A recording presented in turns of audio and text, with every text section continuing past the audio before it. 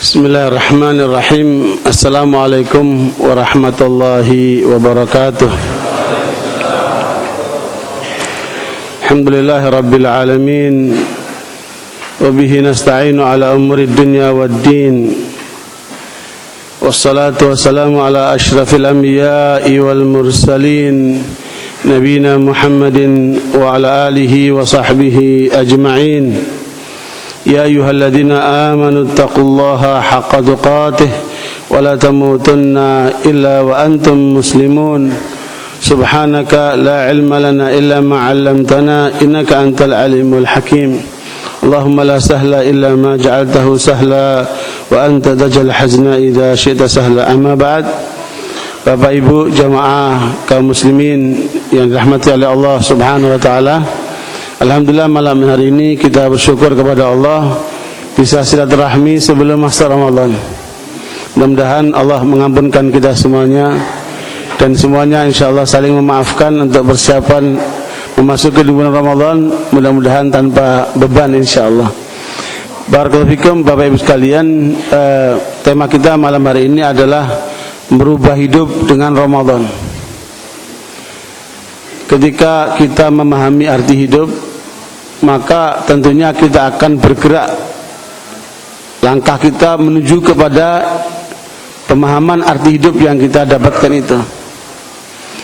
Kalau pemahaman hidupnya salah, maka langkah hidupnya akan salah. Kalau pemahamannya benar, maka langkahnya akan benar. Allah SWT yang menjadikan kehidupan ini mengarahkan kita sekalian, karena hidup ini ada implikasinya. Faman ya'mal mithqala dzarratin khairan yarah wa may ya'mal mithqala dzarratin syarran yarah. Ya, amalan baik itu akan dibalas dan amalan buruk juga akan dibalas. Kita akan mempertanggungjawabkan setiap amalan yang kita lakukan. Ya, baik itu ucapan maupun perbuatan, sekecil apapun. Karena itu Allah SWT menjelaskan kepada kita, dan ayat ini insyaallah menjadi fokus kajian kita, yaitu surat Al-Imran ayat 185. A'udzubillahi minasyaitonir rajim. Kullu nafsin dha'iqatul maut. Kullu nafsin dha'iqatul maut wa innama tuwaffawna ujurakum yawmal qiyamah.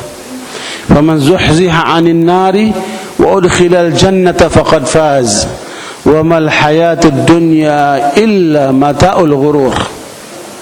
Ya, di dalam ayat ini Allah SWT menjelaskan tentang posisi kita sebagai manusia sampai ujungnya kemana. Ya, hidup ini implikasinya apa? Allah terangkan dalam ayat ini. Ketemu? Yang ketemu Pak Eli dibaca yang keras Pak Eli.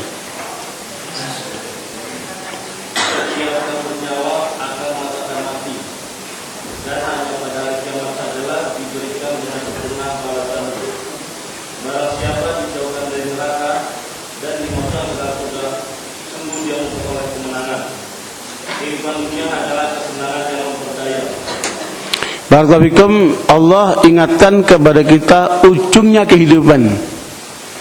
Ya, ujungnya kehidupan yaitu kematian. Makanya Allah bicara kepada Nabi Muhammad sallallahu alaihi wasallam, "Ish ma syi'ta fa innaka mayyitun." Wahai Muhammad, hidup kamu sekehendakmu, tapi kamu dibatasi dengan kematian. Wa ahbib man syi'ta fa innaka mufariquh.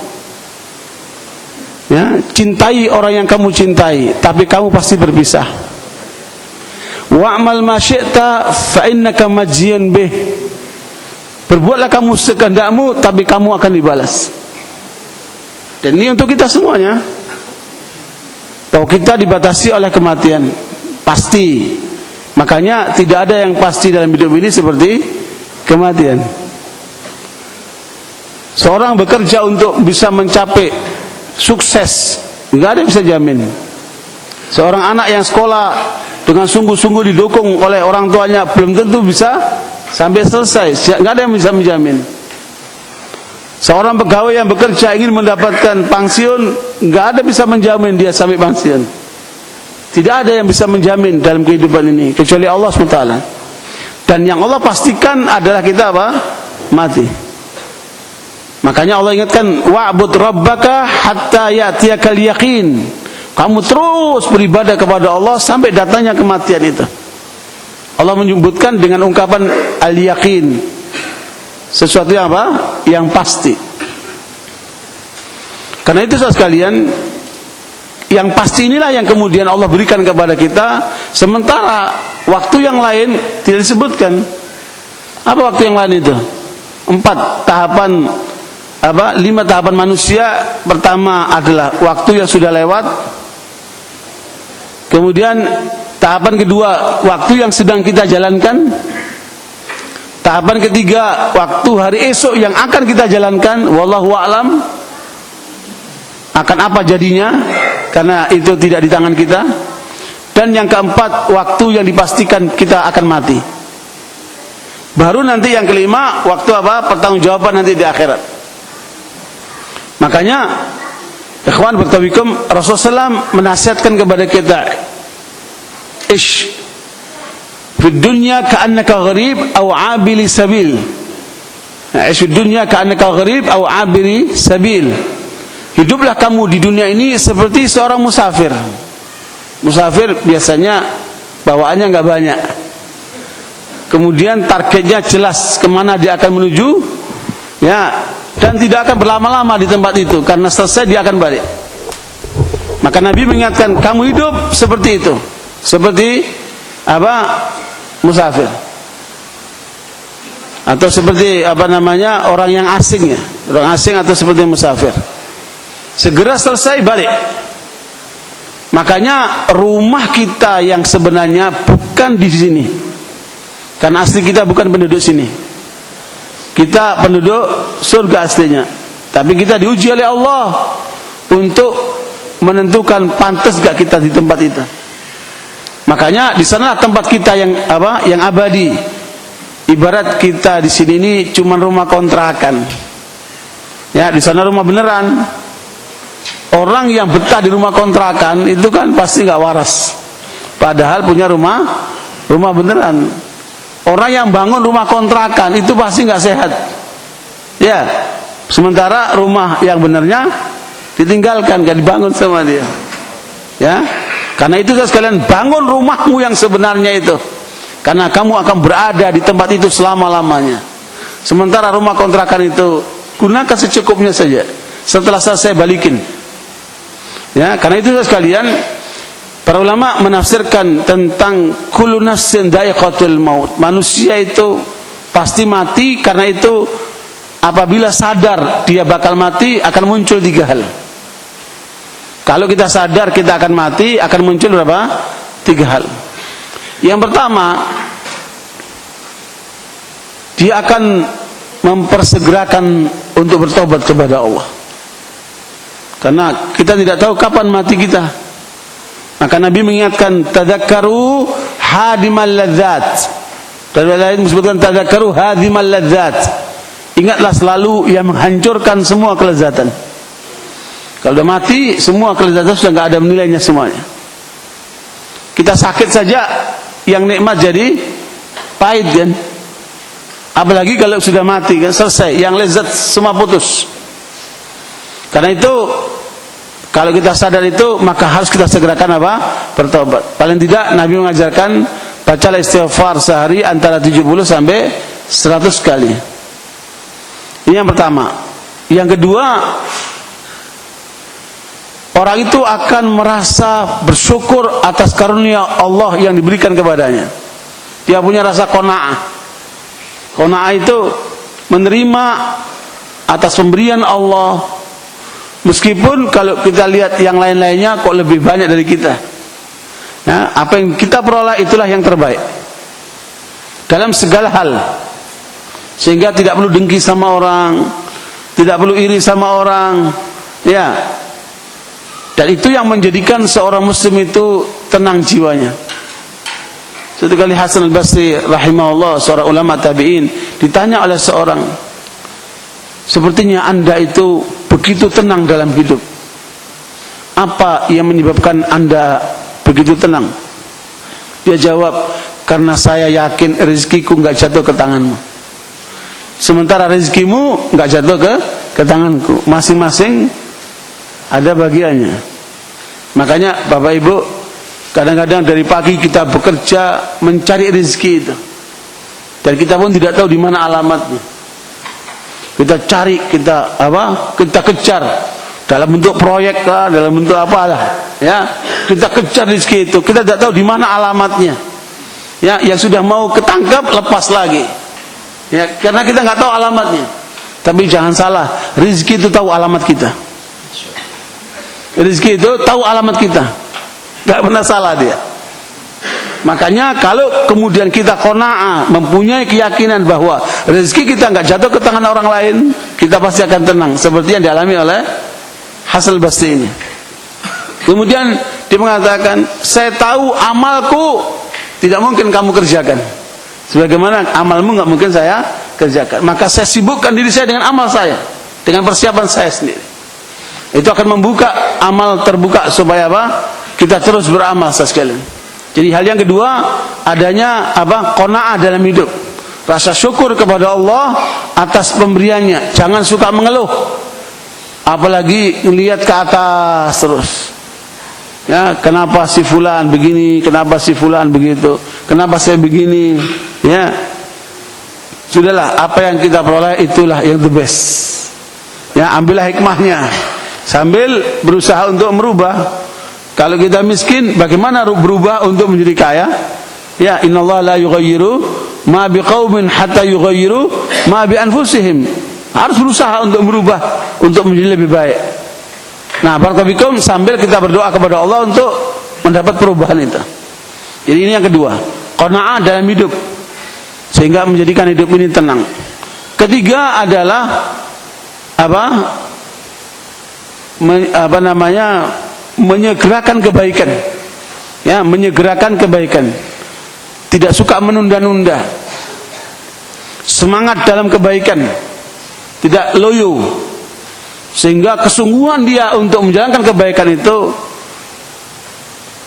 tidak ada yang dapat menghentikannya. Ya, makanya motivasi untuk terus beribadah jangan pernah kendor. Kenapa? Itulah yang akan kita bawa ke akhirat nanti. Makanya Allah katakan setiap orang pasti akan mati, dan untuk kesadaran mati itu perhatikan tiga hal tadi itu. Makanya Umar Khattab mengatakan kafa bil mauti wa'idha. Cukup kematian itu menjadi pelajaran. Ya, lihatlah orang-orang yang mati sebelum kita itu kan, itu sangat penting untuk diambil pelajaran. Masing-masing dengan amalnya menghadap Allah Subhanahu wa taala. Ikhwan barakallahu fikum. Allah menyebutkan lanjutannya, wa innama tuwaffawna ujurakum yaumal qiyamah.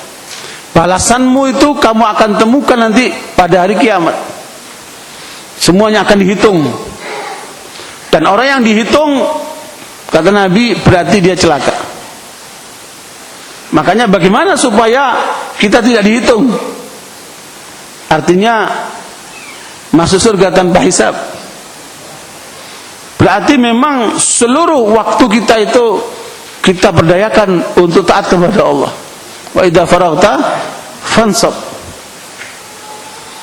Al-Imam Ghazali rahimahullah dalam kitab Ihya Ulumuddin, kemudian diringkas oleh banyak ulama, di antaranya Imam Ibnu Qudamah dalam Mukhtasar Minhajul Qasidin, menyebutkan bahwa nanti di akhirat itu manusia terbagi menjadi 4 komponen. Dan ini sekaligus menggambarkan implikasi hidup ya. Berarti di dunia ini ada 4 macam jenis manusia yang masing-masing akan mempertanggungjawabkan di akhirat, yang akan menjadi 4 komponen manusia. Yang pertama adalah al-halikin, orang yang musnah, yang celaka selama-lamanya karena mereka akan berada di neraka khalidina fiha abada. Ya, mereka yang celaka karena perilaku hidupnya kafir kepada Allah, syirik kepada Allah. Ya kemudian dia akan dapatkan balasan di akhirat sehingga menjadi penghuni api neraka itu. Naudzubillah min dzalik, ini kelompok halikin. Inilah kaum kufar dan musyrikin.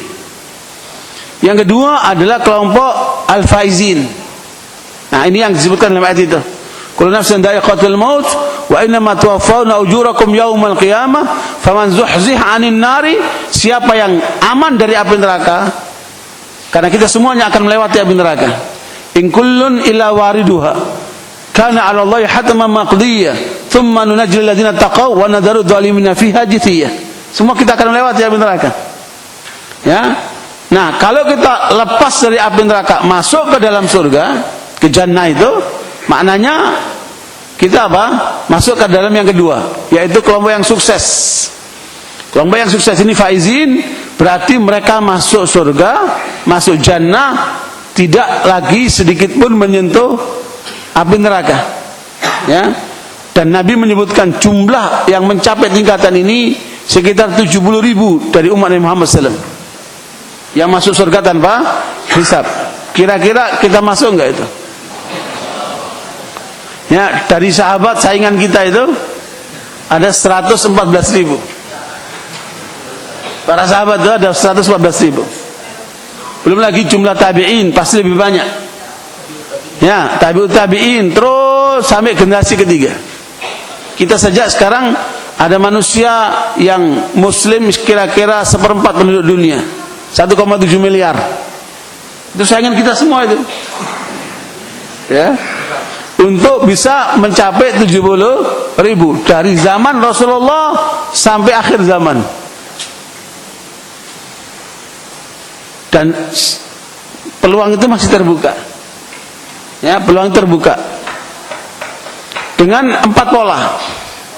Ya, kata Allah dalam surat An-Nisa ayat 69, "Wa may yuti'illah wa rasulahu fa ulaika ma'al ladzina an'ama Allah 'alaihim minan nabiyyin."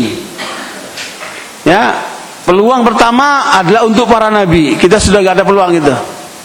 Tutup pintunya. Kata Nabi, "La nabiyya ba'di." Selesai. Untuk para nabi sudah enggak ada peluang lagi. Kemudian yang kedua adalah wasiddiqin. Orang yang jujur kepada Allah, jujur kepada manusia, jujur kepada dirinya sendiri, jujur dalam seluruh kehidupannya. Siddiqin, maknanya hidupnya untuk Allah dia. Dan ini dari 114.000 sahabat Nabi yang dapat julukan As-Siddiq cuma satu, Abu Bakar As-Siddiq. Bukan berarti peluang itu tertutup, terbuka sama sekali. Satu kali Nabi SAW bertanya, untuk kita lihat kenapa Abu Bakar As-Siddiq itu sampai dapat julukan As-Siddiq itu. Kita lihat Muslim, Nabi bertanya kepada para sahabat semuanya, terbuka pertanyaannya. Siapa yang hari ini berpuasa? Kata Abu Bakar, saya ya Rasulullah. Siapa yang hari ini sudah mengantar jenazah? Kata Abu Bakar, saya ya Rasulullah. Siapa yang hari ini mengunjungi orang sakit? Kata Abu Bakar, saya ya Rasulullah. Siapa yang hari ini memberi makan orang miskin? Kata Abu Bakar, saya ya Rasulullah. Coba, yang lain enggak jawab semua kecuali Abu Bakar. Pantas dia dapat siddiqin ya. Kata Rasulullah, tidak ada 4 amalan itu terkumpul dalam hari itu dan orang itu meninggal hari itu kecuali dia akan masuk surga dari 8 pintu. Surga ada berapa? Ada 8 pintu. Dia akan masuk dari semua pintu itu. Makanya kalau kita sedang puasa, ya, apakah puasa Ramadan ataukah puasa sunnah, jangan lupa cari kesempatan 3. Ya, ngantarkan jenazah. Kalau nggak ada di sini, cari rumah sakit sana. Untuk bisa ngantar jenazah kan? Iya kan, bisa. Nanya siapa keluarganya, saya mau nguburin jenazahnya. Ya kan, bisa kan? Atau yang ketiga apa? Unjukin orang sakit. Itu urusan rumah sakit semua itu. Dan salahnya banyak orang itu menganggap mengunjungi orang sakit itu cuma mendoakan dia supaya sembuh. Keliru. Justru yang lebih penting daripada itu, kita minta doa dari orang yang sakit itu. Ya, kita mendoakan dia untuk sembuh, tapi kita jangan lupa minta doa sama orang sakit itu, karena dia dalam posisi didengar suaranya oleh Allah SWT. Makanya umat Islam itu bernilai karena 3 kelompok ini. Kata Allah, aliman sayakunu minkum marḍā. Allah tahu ada di antara kalian yang sakit. Dan orang sakit itu diharapkan doanya. Aliman sayakunu minkum marḍā wa akharuna yadribuna fil ardi yabtaghuna min fadlillah. Ada kelompok kedua, mereka yang sedang mencari nafkah yang halal. Dengan harta yang akan diperoleh, dia peroleh kemudian untuk mendukung perjuangan Islam. Ini kelompok kedua. Yang pertama diharapkan apa? Doanya. Yang kedua diharapkan apa? Hartanya. Wa akharuna yuqatiluna fi sabilillah. Dan kelompok ketiga yang berjuang di jalan Allah dengan jiwanya. Makanya Nabi ketika berperang, berjuang bersama dengan para sahabat, mengatakan di Madinah itu ada sekelompok orang yang sedang sakit. Mereka berkeinginan untuk bersama kita, tapi terhalang oleh sakit. Tapi pahala mereka sama dengan kita. Subhanallah. Makanya dari ayat ini kita tahu ada 3 yang dibutuhkan umat ini: doa, dana, dan apa? Jiwa. Dan yang terjadi sekarang ini terpisah-pisah nih. Nah, ini harus satukan. Makanya kalau kita bisa mengamalkan seperti contohkan Abu Bakar, ya, apa tadi? Mengantar jenazah, terus apa? Mengunjungi orang sakit, kemudian memberi makan orang miskin. Maknanya itu peluang untuk bisa memperoleh kemuliaan masuk dari 8 pintu. Nah, ini peluang menjadi siddiqin. Dan itu oleh Rasulullah dikatakan dalam hadis Bukhari, "Alaikum bisidqi fa inna sidqa yahdi ilal bir wa innal birra yahdi ilal jannah fa inna ar-rajula la yasduqu 'inda Allah hatta yaktab wa inna ar-rajula la yasduqu hatta yaktab 'inda Allah siddiqah." Ya, kalian harus selalu jujur. Jujur kepada Allah, jujur kepada orang lain, jujur kepada diri sendiri. Karena kejujuran akan membuka pintu kebaikan. Pintu kebaikan akan membuka pintu surga. Seorang akan selalu berjujur, mengatakan yang jujur sampai dia tercatat menjadi orang yang jujur. Makanya sepanjang hidup orang yang jujur itu hidupnya pasti mulia, dimuliakan oleh Allah SWT. Ya, maka jadi orang jujur sampai mencapai tingkatan apa? As-siddiqin. Nah, yang kedua, yang ketiga, tingkatan yang surat An-Nisa ayat 69, tingkatan apa? Syuhada. Ya, mati syahid membela agama Allah SWT. Dan ini bukan gampang, karena apa? Mengorbankan darah. Nah, yang keempat adalah salihin. Salihin ini ditandai dengan apa? Mudah menangis karena Allah. Kalau kita sulit menangis karena Allah, kita harus koreksi diri kita. Kita harus apa? Evaluasi diri kita. Ada apa dengan kalbu kita itu? Makanya air yang paling bagus keluar dari mana? Dari gunung. Gunung itu isinya apa? Batu. Dari batu keluar air, Pak. Subhanallah. Masa kalbu ini kok begitu kerasnya sampai tidak bisa meneteskan air mata karena Allah? Nah, karena itu sekalian, inilah yang kemudian perlu untuk memotivasi kita agar senantiasa kita beramal. Untuk mencapai tingkatan apa? Faizin. Ya, berarti persaingan terbuka. Ya, 70.000 itu kayaknya agak berat, Pak, ya. Ya. Hanya saya temukan ada riwayat lain dari Ibnu Katsir disebutkan dalam tafsirnya, dari 70.000 lagi. Ya, dari 70.000, 1 dari 70.000 lagi. Berarti 70.000 kali 70.000. Ya, peluang masih lebih terbuka. Tetapi jangan kecil hati. Yang penting apa? Usaha terus-menerus bagaimana mencapai tingkatan itu. Makanya kata Rasulullah, kalau kamu berdoa, jangan doanya nanggung. Mintalah surga yang paling tinggi. Al-Firdausul A'la. Ya. Kita usaha, kemudian kita berdoa. Nah, ini kelompok kedua yang akan menempati posisi di akhirat kelak. Berada di surga tanpa hisab. Dan kita berharap semua bisa mencapai tingkatan itu. Tapi polanya tadi itu harus apa? Selalu menyegerakan taubat, ya, qanaah dalam hidup, dan menyegerakan apa? Kebaikan-kebaikan. Ya. Nah, kelompok yang ketiga nanti di akhirat, mereka yang kategori mu'adzabin. Mereka yang tersiksa. Disiksa karena dosanya. ya, tidak mendapatkan ampunan sehingga disiksa sesuai dengan dosanya. Tetapi mereka ini karena kategori muslim, ujungnya masih diselamatkan sama Allah SWT karena la ilaha illallah. Nah, ini pelaku dosa-dosa besar yang tidak terampunkan dosanya, sehingga kemudian mereka dihukum sama Allah sehingga menjadi tersiksa. Dan insya Allah kita berharap semua tidak masuk dalam kelompok yang ketiga ini kan. Nah, yang keempat kelompok an-najin. Kelompok an-najin ini kelompok yang pembuat dosa, tetapi kemudian karena amalnya banyak dan banyak berharap kepada Allah sehingga dapat rahmat Allah, Allah ampunkan dia. Ya, kalau lihat amalnya mungkin ngeri dia.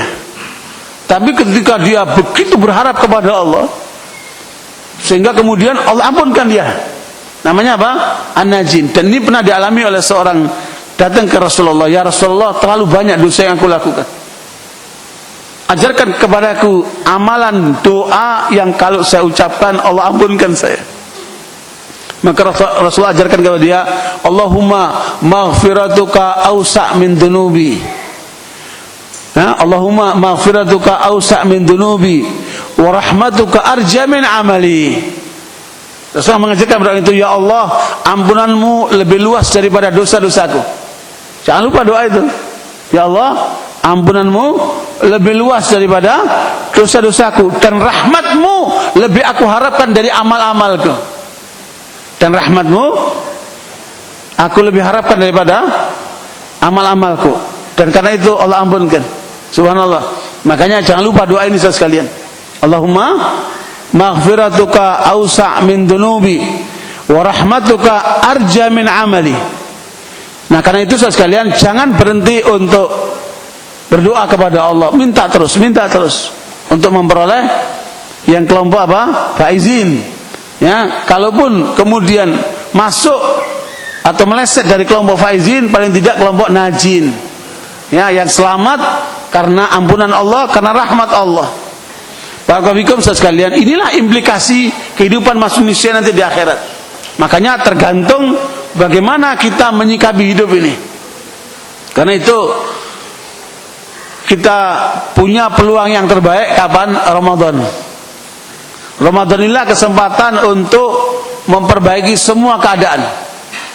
Karena Rasulullah SAW menyebutkan dalam hadis riwayat Bukhari dan Muslim, kullu amal ibni Adam al-hasanatu bi asy amsalha ila 700 dhif ila siyam fa innahu li wa ana ajzi bih innahu taraka ta'amahu wa syarabahu wa syahwatahu min ajli. Kama qala sallallahu.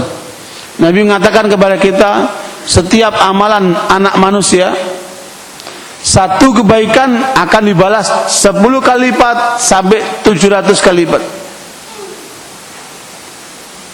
Kita investasi 1 juta, dapat berapa? 700 juta. Saya mau tanya, di mana bisa investasi seperti itu? Ada nggak? Saya mau ikut. 1 juta dapat 700 juta. Sekarang cari investasi 1 juta dapat 10 juta. Ya, 1 juta dapat 10 juta. Ya, luar biasa itu. Allah berikan satu kebaikan sampai 700 kali lipat. Ketika kita membaca alif lam mim, itu enggak dihitung satu, Pak. Alif sendiri, lam sendiri, mim sendiri. Ya, alifnya dibalas sampai 10 700, begitu pada lam, begitu lam mim. Makanya Allah ingatkan kepada kita, syahrul Ramadan alladzi unzila fihil Qur'an hudal linnasi wa bayyinatin minal huda wal furqan faman syahida minkumus syahra falyasumhu. Ini bulan Ramadan, ini bulan Al-Qur'an. Ya, makanya Bapak Ibu, awal perubahan dalam hidup kita yang harus kita lakukan adalah interaksi kita dengan Al-Quran. Ya, ini yang harus kita lakukan untuk mencapai perubahan maksimal. Awali dengan interaksi kepada Al-Quran.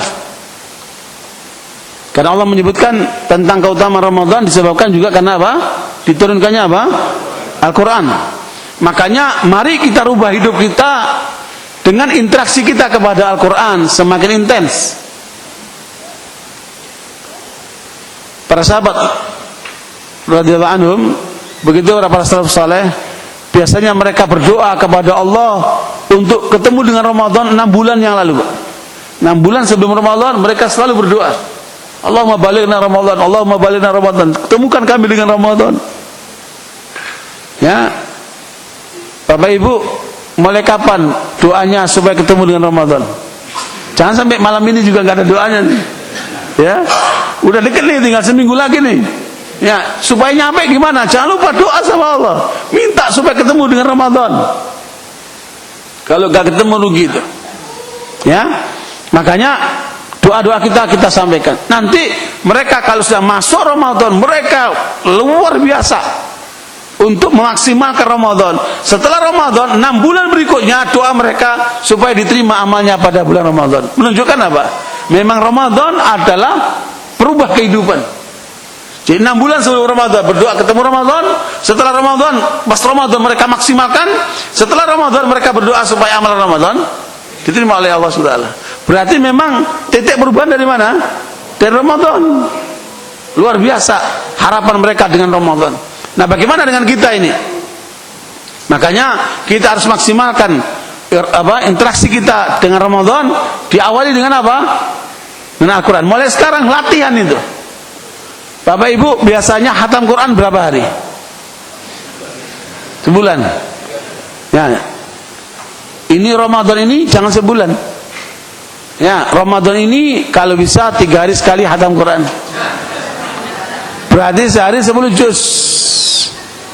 Jadi 30 hari, kalau Ramadan 30 hari berarti berapa?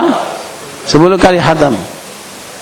Imam Syafi'i rahimahullah kalau sudah masuk Ramadan, beliau khatamkan sehari 2 kali. Imam Syafi'i kalau sudah masuk Ramadan sehari 2 kali. Kalau dia membacanya dengan hafal, itu kira-kira 5 sampai 6 jam khatam Quran. Makanya tidak heran kita temukan seperti Utsman radhiyallahu anhu, beliau qiyamul lail dalam semalam itu khatam Quran. Jadi saya perkirakan dari jam 10 sampai jam 4, 6 jam khatam Quran. Betapa mulianya mereka ini kan, betapa bersihnya hati mereka itu, dan betapa kotornya kita ini kan. Untuk menyelesaikan khataman Quran saja berat. Untuk mencapai 10 juz sehari aja berat. Macam-macam alasannya. Baru ngaji dikit ngantuk. Pak Ustadz, saya ini kena penyakit insomnia. Kenapa kalau ngaji Quran terus cepat ngantuk, Pak Ustadz? Lah, insomnia itu kan susah tidur. Tapi kalau baca Quran ngantuk, coba itu kan. Gimana enggak insomnia itu kan? Nah, ini muskil. Makanya kita fungsikan mata dan telinga sekalian. Artinya supaya kita bisa mencapai 10 juz sehari pada bulan Ramadan, jangan hanya mengandalkan mata, karena mata kita ini terlalu banyak makan nasi, jadi cepat ngantuk. Nah, makanya kita fungsikan apa? Telinga. Kita punya HP pakai apa itu? Bluetooth yang pakai murotal itu. Nah, perdengarkan Al-Quran di mobil, di jalan, di kantor. Coba maksimalkan menggunakan apa? Telinga ini. Karena telinga maupun mata itu hanya sarana untuk menuju kepada kalbu. Makanya di sasar Al-Quran apa? Kalbu. Bukan, ini hanya sarana saja. Mata dan telinga sarana saja. Tujuannya untuk apa? Kalbu. Makanya Allah menyebutkan, afala yatadabbaruna al-Qur'ana am 'ala qulubin aqfaluha. Mengapa orang tidak banyak mentadabburi Al-Quran? Karena memang kalbunya apa? Terbelenggu dia. Maka buka kalbu ini dengan melawat mata dan telinga. Insyaallah kalau dengan 2 cara ini kita bisa mencapai 10 juz sehari. Kalau seandainya betul kita ikuti pola Imam Syafi'i, kira-kira 2 jam lah 10 juz itu. Kan bisa diatur, setengah jam habis subuh, setengah jam habis zuhur, setengah jam habis asar, setengah jam nanti habis isya, atau setengah malam. Ya, insyaallah dapat 10 juz. Karena itu standar yang Rasulullah sampaikan kepada kita. Iqra'ul Qur'ana fi 3. Khatamkan Quran dalam 3 hari. Ini hal yang perlu kita perbaiki dalam Ramadan kita ke depan. Ya, interaksi kita dengan Dengan apa? Al-Quran. Dengan cara banyak membaca. Target berapa? 10 juz sehari. InsyaAllah nanti kalau kita ada buka bersama, atau nanti saya tanya lagi, berhasil nggak itu 10 juz sehari itu? Ya, mudah-mudahan berhasil. Ya. Yang kedua, interaksi kita dengan Al-Quran yang kedua dengan cara tadabbur. Gak ada tadabbur alam. Kalau alam itu namanya tafakur alam. Tadabbur hanya kaitan dengan apa? Al-Quran. Kalau tafakur itu wilayah akal. Mikirkan alam, mikirkan menggunakan akal. Ya, saya kemarin membawa rombongan pengajian sambil jalan-jalan ke Eropa. Kita masuk ke satu taman namanya Kokenhof di Amsterdam. Itu jutaan pohon tulip, indah sekali. Dan itu menjadi taman yang dikunjungi oleh penduduk dunia. Saking hebatnya taman itu, jutaan pohon tulip dengan warna-warni dan baunya itu. Saya bilang sama jamaah saya, coba lihat, begini indahnya pohon ini asalnya dari apa? Dari air. Ya, semua itu dari air. Dengan warna-warni yang macam-macam itu, dengan baunya, itu semua dari air. Tetapi apa yang terjadi dengan orang-orang kafir itu? Mereka datang hanya mengagumi pohon-pohon tulip itu, bunga-bunga tulip itu, tetapi tidak mengagumi yang menciptakan bunga itu. Kenapa? Mereka terputus dengan Allah SWT. Nah, ini perlu tafakur ini. Ada apa itu? Kemudian saya sampaikan kepada mereka, coba perhatikan orang-orang bule yang datang itu. Maaf Pak ya, hampir jarang lihat orang jelek. Di sana jalan-jalan lihat orang jelek, cakep-cakep, laki maupun perempuan cakep-cakep, nggak tahu cetakan dari mana itu. Tapi yang jelas, saya bilang dengan mereka ini begini cakep-cakep itu dari mana? Asalnya dari apa? Dari air. Wa ja'alna minal ma'i kulla syai'in hayy. Dari airlah kami jadikan semua itu. Subhanallah, indahnya alam dan indahnya manusia semua dari air. Tetapi apa yang terjadi? Mereka lupa sama Allah. Mereka terputus dengan Allah yang menciptakannya. Cuman melihat cakep, terputus dengan yang menciptakannya. Ya. Dan apa yang kita banggakan dengan orang-orang seperti itu? Kita kagum dengan Eropa, kagum dengan ngapain kagum? Manusia bejat semua itu. Kecuali kalau mereka masuk Islam, kemudian menerima dirinya sebagai hamba Allah, baru mulia dia. Kalau tidak, hina dia. Makanya tidak akan mungkin ada pemimpin kafir yang adil, mustahil. Karena orang kafir itu pasti zalim. Zalim kepada siapa?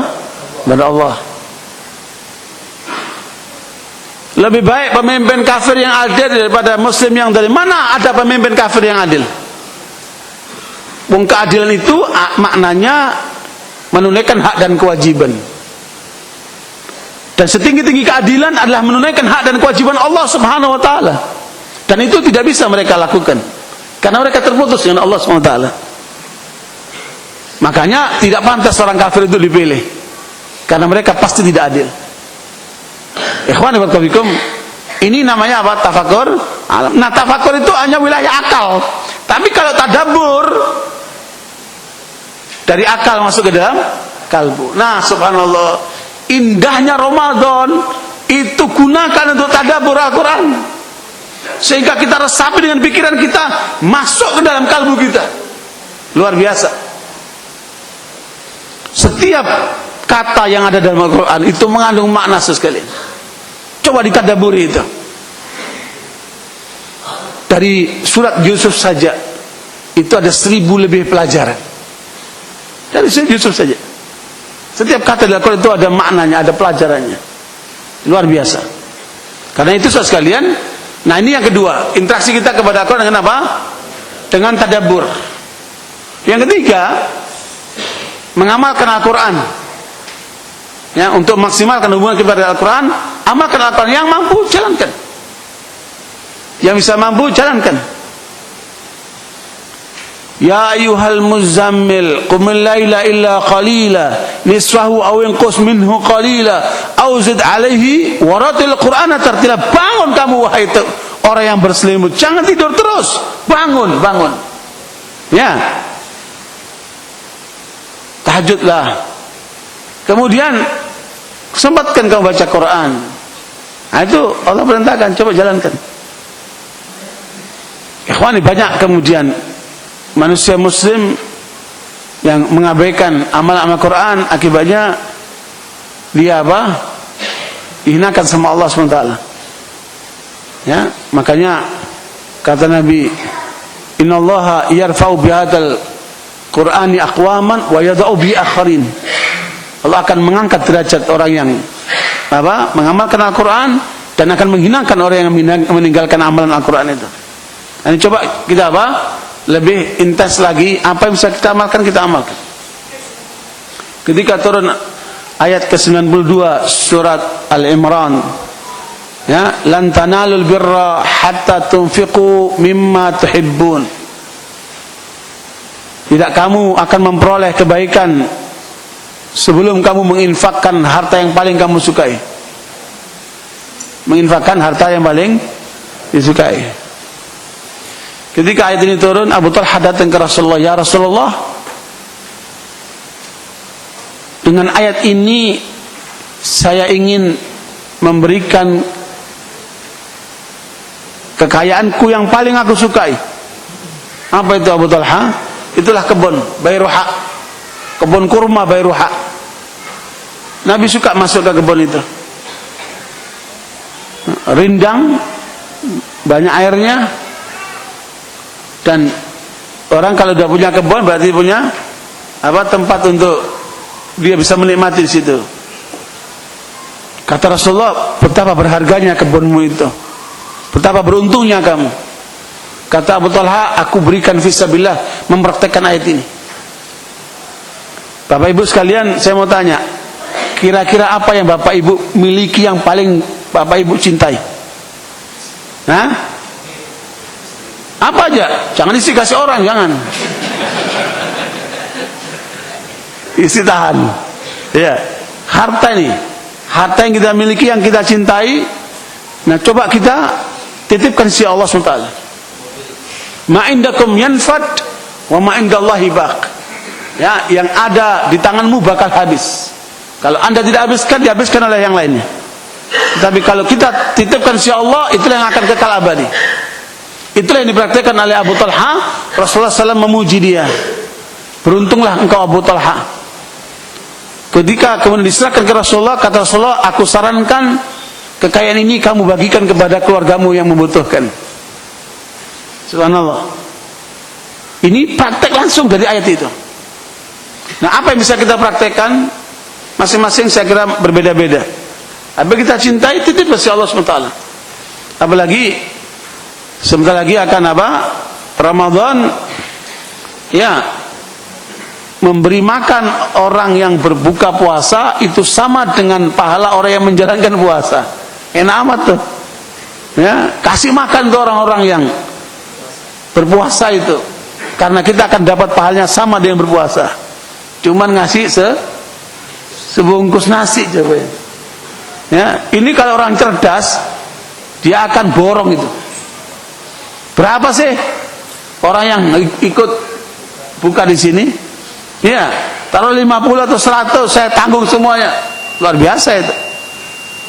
Ikhwan wa fikum, adzan. Kita adzan dulu, nanti kita lanjutkan. Jazakumullah. Ikhwan wa fikum, kembali saya ingatkan bahwa Nabi menyebutkan kebaikan manusia antara 10 sampai 700 kali lipat balasan itu di luar Ramadan. Kalau masuk Ramadan maka nilainya tanpa batas. Kenapa? Karena orang yang berpuasa itu dia meninggalkan makan, minum dan syahwatnya karena Allah. Maka itu terkait dengan hal yang ketiga, hubungan kita dengan Al-Quran. Memang harus kita buka pintu Ramadan dengan apa? Amal-amal amal saleh. Saya ingin mendapatkan gambaran buat kita semuanya apa yang Allah sebutkan di dalam surat Al-Baqarah ayat 264 sampai 266.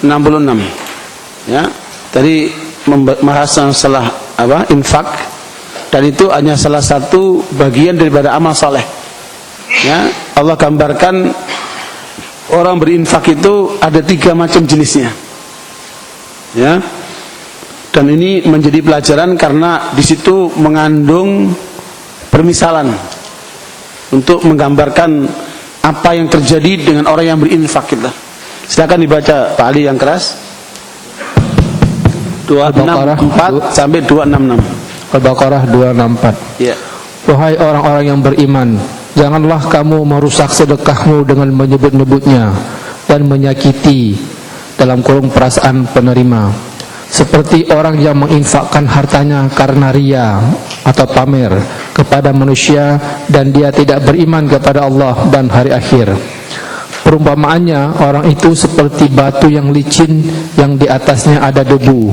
Kemudian batu itu ditimpa hujan lebat, maka tinggallah batu itu licin lagi. Mereka tidak memperoleh sesuatu apapun dari apa yang mereka kerjakan, dan Allah tidak memberi petunjuk kepada orang-orang kafir. Ini gambaran orang yang berinfak tapi bukan karena Allah, atau berinfak dengan menyakiti orang yang menerima infak itu. Maka Allah gambarkan orang seperti ini seperti batu yang ada di atasnya debu ataupun tanah, ketika turun hujan hilang, enggak tersisa. Dan Allah menggambarkan dengan batu, menunjukkan memang kalbunya orang itu mengeras seperti batu. Dan jangan menjadi kelompok yang seperti ini. Ini kalau gambaran infak. Begitu pula yang lainnya. Jangan pernah kita berbuat sesuatu karena manusia, karena ujungnya adalah sia-sia. Karena Allah tidak menerima amalan kecuali yang dilakukan ikhlas karena Allah. Wa ma umiru illa liya'budullaha mukhlishina lahuddin. Makanya ini harus diambil pelajaran. Jangan sampai sudah bersusah payah melakukan amal soleh tetapi ternyata tidak bernilai. Ya, ini yang kemudian diperingatkan oleh Allah. Kemudian ayat berikutnya 265. Dan perumpamaan orang yang menginfakkan hartanya untuk mencari ridha Allah dan untuk memperteguh jiwa mereka, seperti sebuah kebun yang terletak di dataran tinggi yang siram oleh hujan lebat, maka kebun itu menghasilkan buah-buahan 2 kali lipat. Jika hujan lebat tidak menyiraminya, maka embun pun memadai. Allah Maha melihat apapun yang kamu kerjakan. Allahu Akbar. Luar biasa indahnya gambaran ini. Allah gambarkan amalan kita itu seperti kita tanam dalam kebun. Yang kebun itu terus berbuah, rindang, dan kalau dipandang aja menyenangkan, apalagi kita bisa petik kebun itu dengan buah-buahnya. Makanya Nabi mengatakan kepada kita, idza marartum bi raudhatin min riyadil jannah farta'u. Kalau kalian melewati taman-taman surga, mampirlah. Majlis taklim ini oleh Rasulullah digambarkan seperti taman surga. Kita ketika beramal soleh itu ibarat kita sedang membuat taman-taman sekalian. Indah sekali. Apa yang terjadi dengan kehidupan manusia sekarang? Mereka mengatakan go green. Kota-kota yang indah itu apabila mereka menyisihkan sekian persen untuk taman-taman kota. Dan itu hanya materialistis lah yang mereka perhatikan. Kita umat Islam lebih jauh dari itu. Bukan cuma sebatas realitas materialistik yang kemudian dicapai, tetapi lebih daripada itu nilai keimanan dan kebaikan yang digambarkan seperti kebun-kebun yang berbuah.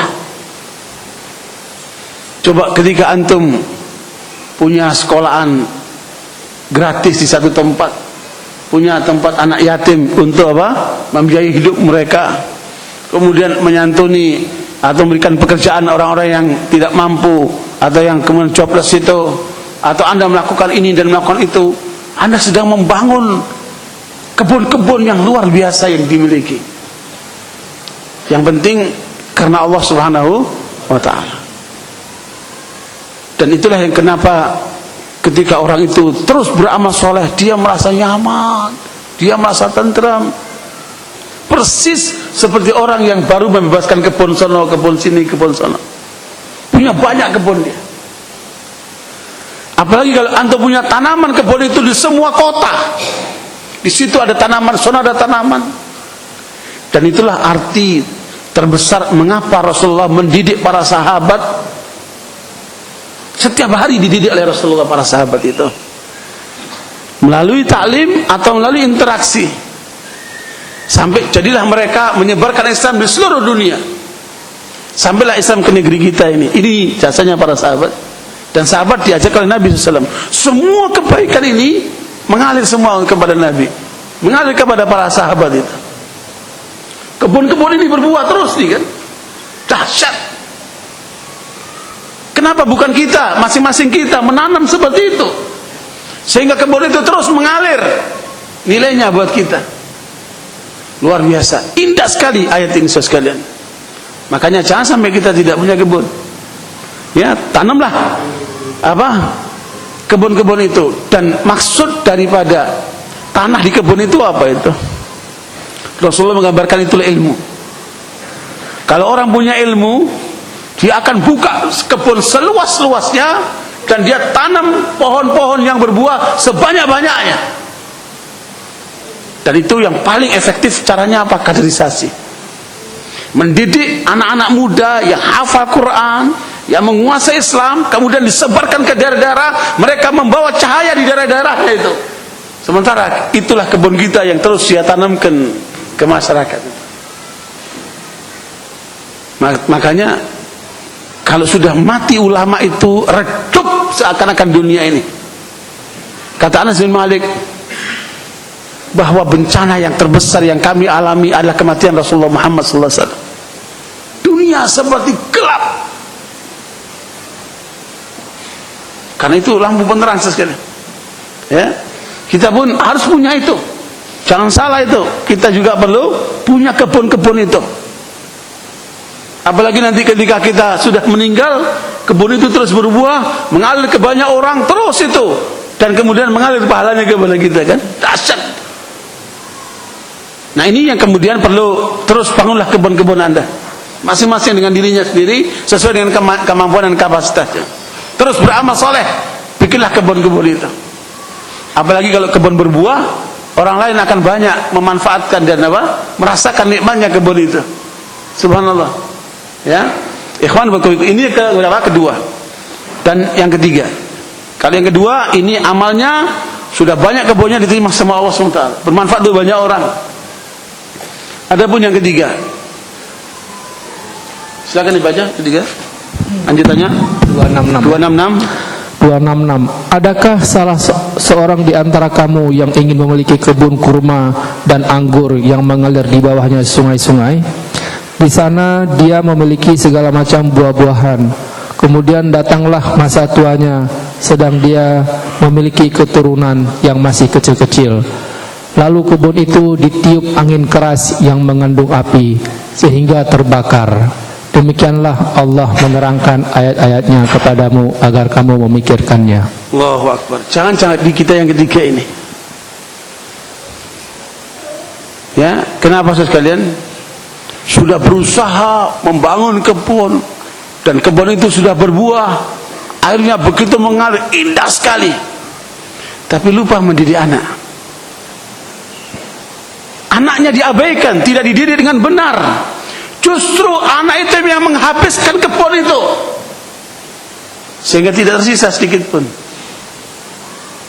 Tidakkah Anda melihat dari sisi duniawi, orang-orang yang sukses membangun kejayaan bisnisnya, tetapi anak-anaknya tidak dipersiapkan dengan baik, sehingga anak-anaknya kemudian rusak, terkena narkoba, kejahatan ini, kekayaan orang tuanya dihabiskan semua oleh mereka.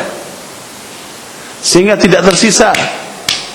Ada jamaah kita di sini pernah cerita sama saya betapa kekayaannya pamannya itu luar biasa, tetapi kemudian lupa mendidik anak-anaknya sampai habis kekayaannya itu dijualin sama anak-anaknya. Sampai dia sakit, ketika mati kafan untuk menutupi badannya pun tidak bisa dibeli, habis sama sekali. Makanya jangan lupa keturunan kita sekalian, didik mereka, perhatikan mereka. Kalau itu urusan duniawi, bagaimana dengan ukhrawi kita? Jangan sampai kemudian anak-anak kita itu nanti menuntut kita karena kita tidak mampu memberikan pendidikan dan perlindungan kepada mereka. Dan itu akan menjadi bencana besar buat kita sekalian. Makanya jangan sampai ini terjadi dengan kita sekalian. Kita terus beramal, tapi jangan lupa didik anak-anakmu untuk mengikuti jejak kita yang benar itu. Saya lihat banyak orang ikut pengajian, anaknya dia enggak diajak. Dibiarkan saja mereka dengan pergaulannya, dengan lakunya, dengan aktivitasnya. Dan itu jelas keliru. Makanya peristiwa yang Allah sebutkan dalam ayat yang terakhir ini harus menjadi peringatan buat kita semuanya. Ya. Makanya kita berharap sambil berdoa, Rabbana hablana min azwajina wa dzurriyyatina qurrata a'yun. Jadikan anak-anak kita itu qurrata a'yun ya Allah. Ya, karena itu perhatikan mereka, didik mereka yang benar dan jangan jauhkan mereka dari Al-Qur'an. Ya, tanamkan mereka kepada Al-Quran. Kalau perlu setiap rumah kita itu ada penghafal Qurannya. Luar biasa rumah tangga yang seperti itu. Nah, ini sekedar gambaran tentang poin yang ketiga dalam interaksi kita dengan Al-Quran, yaitu apa? Selalu meningkatkan amal-amal yang diperintahkan oleh Allah dalam Al-Quran. Kemudian yang keempat, interaksi yang keempat adalah mengajarkan Al-Quran. Ini semampu kita. Ya, seperti kata Rasulullah, balighu anni walau ayah. Sampaikan dariku meskipun satu ayat. Satu ayat kita tahu, sampaikan. Artinya enggak harus jadi ulama dulu kan. Apa saja yang kita tahu dari Al-Qur'an, sampaikan, ajarkan. Nabi mengatakan dalam Bukhari yang lainnya, khairukum man ta'allama al-Qur'ana wa 'allamahu. Sebaik kalian orang yang belajar Al-Qur'an dan mengajarkan Al-Qur'an. Ini yang keempat. Yang kelima, berhukum dengan Al-Quran. Nah, perjuangan kita ke depan bagaimana kemudian Al-Quran ini mempengaruhi keputusan atau ketetapan undang-undang yang ada di negeri kita itu. Karena kita punya peluang. Ya, hukum di negeri kita didasarkan kepada 3 sumber: hukum Islam, hukum Belanda, dan hukum adat. Nah, kalau kita tidak mendakwai yang di atas atau mereka yang di atas itu tidak berinteraksi dengan Al-Quran, maka hukum yang akan berlaku bukan lagi hukum Islam, tetapi hukum yang diambil dari Barat maupun dari adat. Ya, hukum yang berasal dari Belanda sekarang ini mendominasi hampir mayoritas keputusan hukum di negeri kita, masih mendasarkan kepada hukum Belanda. Dan ini kemudian ke depan harus ada perjuangan dari kita bagaimana Al-Quran bisa kemudian mereka resapi dan kemudian mereka bisa mengambil pelajaran dari Al-Quran. Coba lihat sekarang ini betapa bingungnya ahli hukum kita, sampai bingung untuk menentukan hukuman dalam bentuk kebiri. Ya, para dokter menolak bahwa terjadi pemerkosaan dilakukan oleh orang-orang itu karena faktor penyakit jiwa. Mengapa kok fisiknya yang disiksa dengan dikebiri? Ya, kalau hukum dikembalikan kepada otak manusia, nggak akan sepakat mereka. Tapi coba dikembalikan kepada hukum Allah, selesai. Ya, selesai. Karena itu hukum yang paling intinya adalah menjerakan. Tapi banyak hukum kita tidak menjerakan. Nah, ini perjuangan hukum ke depan harus terus diupayakan. Ya, ini kembali kepada kesadaran orang, kembali kepada Al-Quran, sampai memperjuangkan hukum di tingkat hukum positif itu dengan pengaruh Al-Quran. Ikhwan wa akhwat, inilah hal yang penting kita perhatikan terkait dengan apa? Ramadan, supaya kita tahun ini lebih memaksimalkan dengan ketaatan-ketaatan dibanding dengan yang sebelumnya, sehingga perubahan kehidupan ke depan akan sangat terpengaruh keberhasilannya daripada pengaruh Ramadan yang kita akan raih ini. Ya, semoga yang sedikit ini bermanfaat buat kita sekalian. Sebelum menutup mungkin ada pertanyaan. Ya, silakan. Assalamualaikum. Sebentar, biar ibu-ibu dapat dengar. Judul yang kali ini dibahas sangat menarik dan menggetarkan hati sebenarnya. Dalam kitab Riyadhus Shalihin ada bunyi hadis, likulli ummatin dakhalal jannah illa man aba. Apakah kita yang hadir ini termasuk umat muslim? Saya sih yakinnya sebagai muslim umat Muhammad pasti masuk surganya. Dalam hadis tersebut di kitab Riyadhus Shalihin. Yang jadi pertanyaan, bagaimana pola mendidik, dan kita bagaimana melihat contoh-contoh para penggede kita sebagai uswah, suri teladan, kalau tidak Qur'ani. Karena dalam Al-Quran juga inil hukmu lillah, hukum itu sebaiknya dengan hukum Allah. Tapi sampai hari ini pun ya lembaga-lembaga yang di atas di sana legislatif kita belum mampu. Nah, bagaimana umpamanya upaya-upaya kita terutama para dewan dakwah untuk menjadikan kalau pejabat itu bukan Qur'annya disimpan di atas kepala, suruh baca mengenai apa jabatan mereka, dikaitkan dengan atiullah wa ati rasul wa ulil amri minkum itu secara realitas. Demikian kurang lebihnya, mohon maaf. Ya, barakallahu. Seingat saya hadisnya yang lengkap itu riwayat Bukhari. Rasulullah mengatakan kullu ummati yadkhulunal jannata illa man aba. Kata Nabi, semua umatku bakal masuk surga kecuali orang yang enggan. Para sahabat bertanya, "Wa man ya'ba ya Rasulullah?" Siapa yang enggan masuk surga itu ya Rasulullah? Maka Nabi menjawab, "Man ata'ani dakhala jannah wa man 'asani faqad aba." Siapa yang taat kepadaku maka dia akan masuk surga, dan siapa yang melanggarku maka dialah orang yang enggan itu. Maknanya kalau ingin masuk surga, ikutilah ajaran Nabi Muhammad SAW. Jika kita berpaling daripadanya, maka masuk kategori enggan. Nah, keengganan itu akan nampak sekali di masyarakat kita, dari mulai tingkat bawah sampai tingkat atas. Bisa jadi karena ketidaktahuannya, atau bisa jadi karena kecongkakannya. Maka itulah pentingnya dakwah, mengingatkan kepada mereka masing-masing dengan tanggung jawabnya. Tanggung jawab rakyat enggak akan sama dengan tanggung jawab pemimpinnya.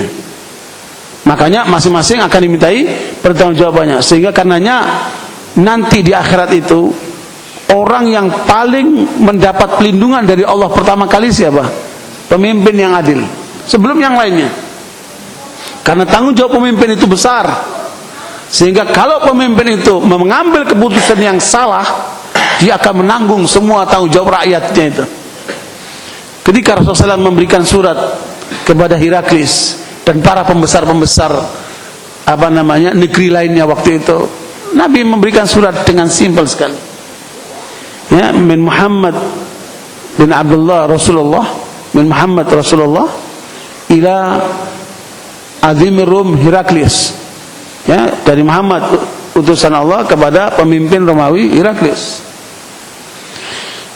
Assalamu ala man ittabal huda. Selamat bagi orang yang mengikuti petunjuk. Aslim taslam. Masuklah kamu Islam, kamu akan selamat. Yutikallahu, Allah akan memberikan kepadamu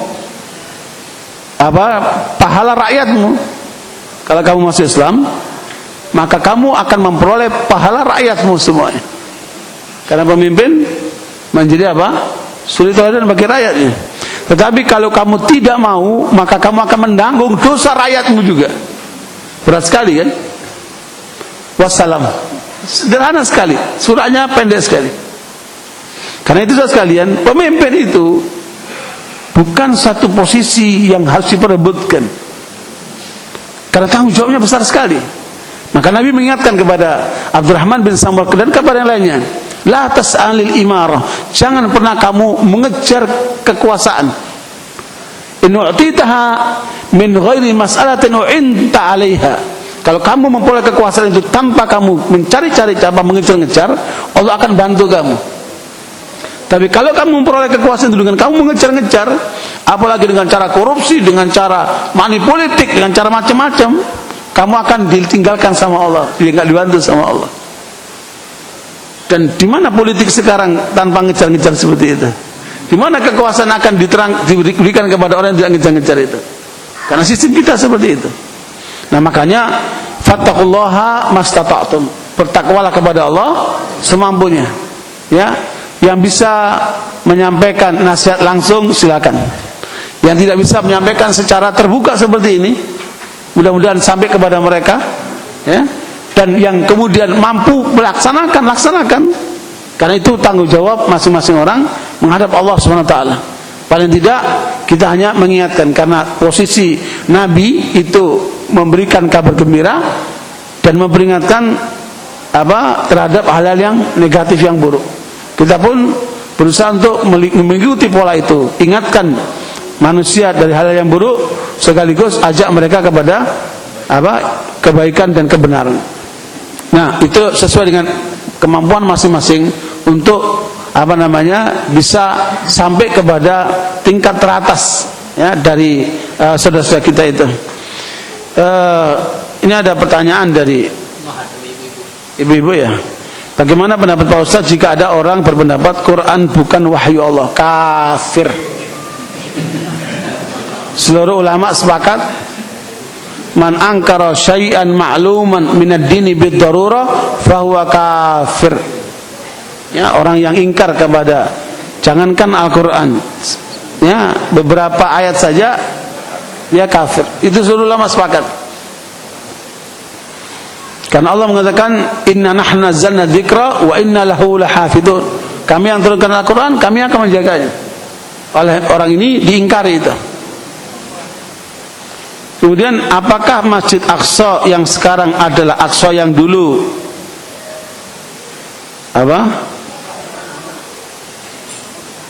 untuk Nabi Isra dan Mi'raj? Iya.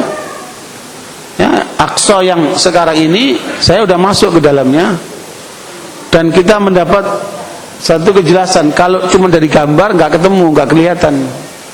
Yang tampil di gambar itu cuman Dome of the Rock. Ya, hanya Solomon Temple, tempat dulu Nabi Sulaiman beribadah. Ya, Isra Mi'raj Nabi memang dari situ. Tetapi Nabi mengimami sholat bukan di situ. Jadi kalau kita lihat Aqsa itu kira-kira 4.000 meter, ya, terdinding seluruhnya dengan dinding yang mengitarinya. Di pojok sini itulah masjid yang Nabi menjadi imam, menyolati para nabi. Ya, kemudian di dinding samping yang sekarang dipakai oleh Yahudi sebagai dinding ratapan. Ya, dinding ratapan itu adalah dinding Masjid Aqsa dari luar yang dipakai oleh orang Yahudi itu. Nah, di tempat itulah Nabi mengikatkan buruknya. Kendaraan buruknya disitulah Nabi mengikatnya. Yang kemudian berangkatnya itu dari Dome of the Rock itu ke atas. Makanya di situ ada batu seakan terangkat batu itu. Ya, luar biasa. Jadi kalau kita lihat ternyata Masjid Aqsa itu lebih banyak tamannya, Pak. Ya, di situ ada tamannya. Kalau kita ke situ syahdu sekali, bisa duduk situ ngobrol-ngobrol. Kalau sholat ada masjidnya. Nah, makanya Aqsa itu adalah lingkaran sekitar 4.000 meter, itulah yang namanya Aqsa. Bukan cuma gambar yang kita lihat dengan Dome of the Rock itu, ya. Dan inilah yang kemudian oleh Yahudi sekarang ini digali dari depannya untuk diruntuhkan. Jadi mereka sekarang sedang menggali dengan alasan mau bikin kota di bawah Masjid Aqsa. Ya, karena mereka ingin Kudus ini akan menjadi ibu kota Israel. Ya, sementara itu bukan seperti itu yang disepakati dalam perjanjian internasional. Karena ini adalah milik umat Islam. Makanya kalau sampai mereka mengganggu ini, maka seluruh umat Islam akan marah semua akan protes dan semua akan melawan Yahudi itu. Makanya yang terjadi sekarang adalah manuver-manuver mereka, mencoba untuk menyerang dari depan, dari belakang, tapi mereka tetap menggali dari bawah, dan tidak boleh oleh seorang pun untuk bisa melihat apa yang sedang mereka lakukan di bawah itu. Diperkirakan akan terjadi suatu pengurukan dari bawah dan akan diruntuhkan seperti itu, sehingga nanti mereka mengatakan sudah nggak ada lagi yang namanya Kudus itu kan. Akhirnya mereka bangun lagi yang baru. Itulah cara liciknya Yahudi itu. Jadi kalau ditanyakan apa itu yang dulu, iya, itulah Masjid Aqsa. Makanya Aqsa ini menjadi masjid pertama kiblat umat Islam. Dulu sebelum kita sholat menghadap kiblat, ketika Nabi berhijrah ke Madinah 16 bulan, itu sholatnya menghadap Aqsa. Kemudian setelah itu Allah perintahkan untuk umat Islam menghadap ke kiblat. Ya, jadi ini adalah kiblat pertama umat Islam, dan itu adalah milik umat Islam. Tetapi kemudian secara de facto dikuasai sama Yahudi. Secara de jure itu milik umat Islam, hanya de facto di tangan mereka. Makanya di luar itu semua dijaga sama pasukan Yahudi. Kita masuk itu dijaga oleh pasukan Yahudi. Ya. Nah, ini sekarang terkepung Aqsa ini, dan ke depan akan terjadi peperangan besar antara umat Islam dan Yahudi, yang kemudian sampai batu pun kata Nabi mengatakan, Muslim, ini Yahudi di belakang aku, bunuh itu dia. Ya, itu nanti sudah menjelang akhir zaman. Ya, barangkali itu untuk menjawab pertanyaan ini. Yang lain silakan. Ayo Pak. Satu lagi ya, silakan Pak.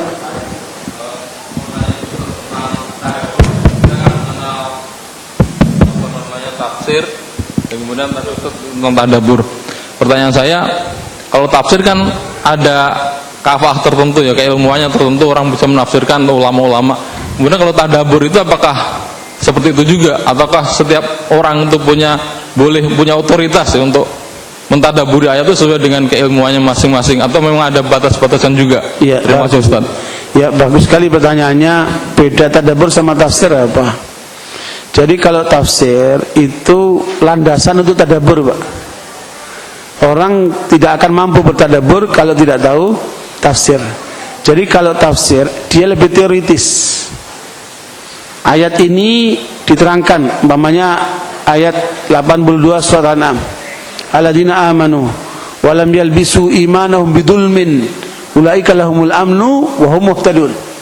Orang yang beriman dan imannya tidak dikotori dengan kemusyrikan, maka orang itu akan diberikan jaminan keamanan dan dapat hidayah. Ya, kalau menurut tafsirnya ayat ini dipahami salah oleh para sahabat saat itu, menganggap kedaliman di situ semua dosa. Sehingga kata para sahabat, siapa di antara kita yang tidak berbuat dosa? Kalau berbuat dosa berarti nggak dapat keamanan dan jaminan petunjuk dong. Maka Nabi meluruskan, bukan itu maksudnya. Maksudnya adalah pada ayat yang ke-13 surat Luqman. Wa idh qala Luqman li ibnihi wa huwa ya'iduhu ya bunayya la tusyrik billah innasyirka ladzulmun 'adzim.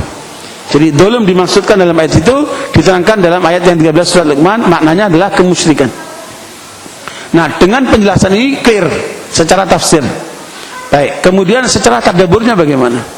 Nah, tadabbur ini terkait dengan realitas kita. Tafsir tidak ngaitan dengan realitas kita, Pak. Jadi ayat ini maksudnya ini, keterangannya ini, selesai. Tapi kalau tadabbur lebih jauh dari itu. Ayat ini maknanya ini, terkait dengan ini, realitasnya bagaimana? Kaitan dengan kehidupan kita bagaimana ini? Nah, supaya kemudian orang tidak melakukan kemusyrikan. Itu bentuknya kayak apa kemusyrikan di masyarakat itu? Ya, kemudian tentang masalah keamanan. Apakah makna keamanan itu orang punya pistol, orang punya bodyguard, orang punya helder, orang punya alarm? Kan orang menganggap keamanan itu adalah di luar dirinya. Ketika dia punya pistol, punya apa? Pengamanan itu kan. Apakah seperti itu makna keamanan dalam ayat ini? Ternyata Allah menyebutkan bahwa hakikat keamanan itu ada pada keimanan. Makanya sekarang banyak orang punya pistol tapi nggak tenang dia, nggak aman dia. Dia banyak bodyguard tapi dia nggak merasa aman dia. Makanya orang-orang yang banyak bodyguardnya itu biasanya Kalau bertemu dengan seseorang itu nggak bisa setempat, dia dipindah-pindah supaya orang itu tidak tahu di mana posisinya, sehingga pertemuan itu menjadi aman. Jadi dia nggak merasa aman juga, padahal bodyguardnya sudah banyak. Kan hakikat keamanan itu ada pada keimanan. Dan ini yang saya melihat belum banyak dibahas. Banyak orang membicarakan keamanan terkait dengan senjata, terkait dengan kekuatan, terkait dengan personal, ya kan, terkait dengan hal-hal yang sifatnya materialistik. Tetapi keamanan yang terkait dengan keimanan ini hampir tidak terbahas. Nah, ini nanti masuk dalam tadabbur. Bagaimana membangun keimanan sampai melahirkan keamanan itu. Luar biasa itu. Nah, ini namanya tadi. Jadi tadabbur lebih luas daripada tafsir. Tetapi tadabbur tidak akan bisa berjalan tanpa menguasai tafsir. Jadi pahami tafsir dulu, baru kemudian kaitkan dengan realitas. Sehingga kemudian kita mendapatkan banyak inspirasi untuk menambah wawasan kita, atau kemudian bisa memecahkan masalah kita melalui tadabbur Al-Quran itu. Barakallahu fikum. Barangkali waktunya sudah 7:30. Cukup ya, kita akan salat berjamaah. Terima kasih atas perhatiannya. Selamat menunaikan ibadah puasa, dan jangan lupa untuk mencapai puasa tahun ini lebih baik daripada yang lalu, dan semuanya mendapatkan ampunan dari Allah SWT. Subhanakallah bihamdika asyhadu an la ilaha illa anta astaghfiruka wa atubu ilaik. Alhamdulillah. Assalamualaikum warahmatullahi wabarakatuh.